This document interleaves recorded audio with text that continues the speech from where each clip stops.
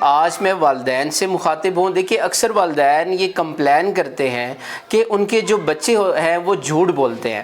تو آج کی ویڈیو میں ہم بات کریں گے کہ ان وجوہات کو جانیں گے کہ بچہ آخر یہ جھوٹ کیوں بولتا ہے۔ سب سے پہلی بات تو یہ ہے کہ آپ وجہ تلاش کریں، آپ کا بچہ جھوٹ کیوں بولتا ہے۔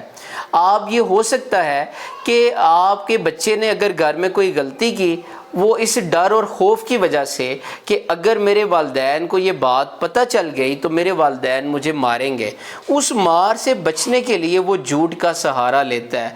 پہلی وجہ تو یہ ہو گئی ہے کہ بچہ ڈر اور خوف کی وجہ سے کہ مجھے مار پڑے گی وہ جھوٹ بولتا ہے۔ دوسری بات یہ ہے کہ والدین بعض اوقات سخت سزا دیتے ہیں۔ بچے نے گھر میں کوئی غلطی کی، وہ غلطی چھوٹی سی غلطی تھی، لیکن جو والدین بعض اوقات اتنے جذباتی ہوتے ہیں کہ وہ بچے کی چھوٹی سی غلطی کو برداشت نہیں کرتے اور بہت زیادہ سخت سزا دیتے ہیں، مارنا شروع کر دیتے ہیں اور اتنا مارتے ہیں کہ جسم کے اوپر نشان پڑ جاتے ہیں۔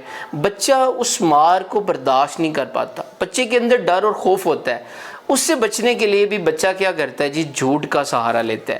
تیسری بات یہ ہے کہ آپ بچوں کو اعتماد دیں۔ دیکھیں آپ کے گھر کے اندر انوائرمنٹ ایسا ہونا چاہیے، ماحول ایسا ہونا چاہیے کہ وہاں پہ سچ بولنے کو پروموٹ کیا جائے اور آپ کا بچہ اتنا اس کو کانفیڈنس ہو کہ وہ بڑے آرام سے اپنی دل کی بات، جو سچی بات ہوتی ہے، وہ اپنے والدین سے کر سکے۔ اور بعض اوقات والدین یہ عمل والدین کے دیکھا دیکھی بھی کرتے ہیں۔ مطلب اگر گھر میں والدین ایک دوسرے کے ساتھ سچ بولتے ہیں، بچہ اس پیٹرن کو ریکارڈ کرتا ہے اور وہ بھی سچ بولنا سیکھ لیتا ہے۔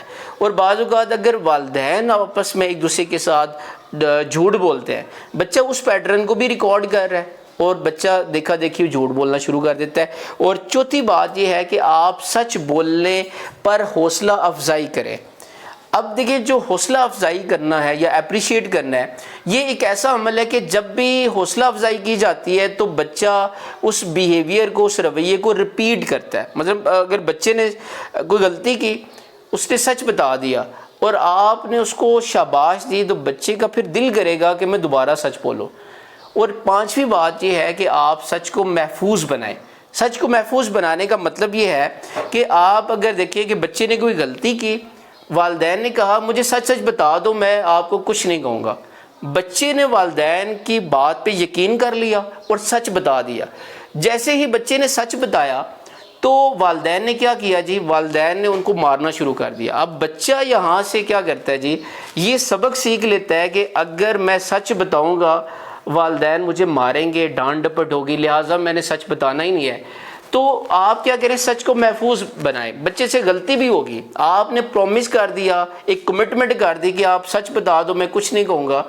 اگر بچے نے پھر سچ بتا دیا، پھر آپ اس کو کچھ نہ کہیں۔ آپ دیکھیں پرانے ڈراموں میں، کہانیوں میں آپ پڑھتے ہوں گے کہ جہاں پہ راجہ مہاراجہ کی کہانیاں ہوتی تھیں، وہاں پہ یہ ہوتا تھا کہ جو بندہ ہوتا تھا وہ کہتا تھا کہ جان کی امان پاؤں تو میں سچ بتاؤں گا۔ مطلب اس کا کیا ہے کہ اگر میری جان محفوظ ہے، اگر آپ مجھے کچھ نہیں کہیں گے تو میں سچ بتاؤں گا، ورنہ اگر میری جان محفوظ نہیں ہے تو میں آپ کو سچ نہیں بتاؤں گا۔ لہٰذا آپ یہ جو 4-5 باتیں ہیں ان کو آپ نوٹ کریں تاکہ یہ جو ہے آپ کا بچہ وہ سچ کی طرف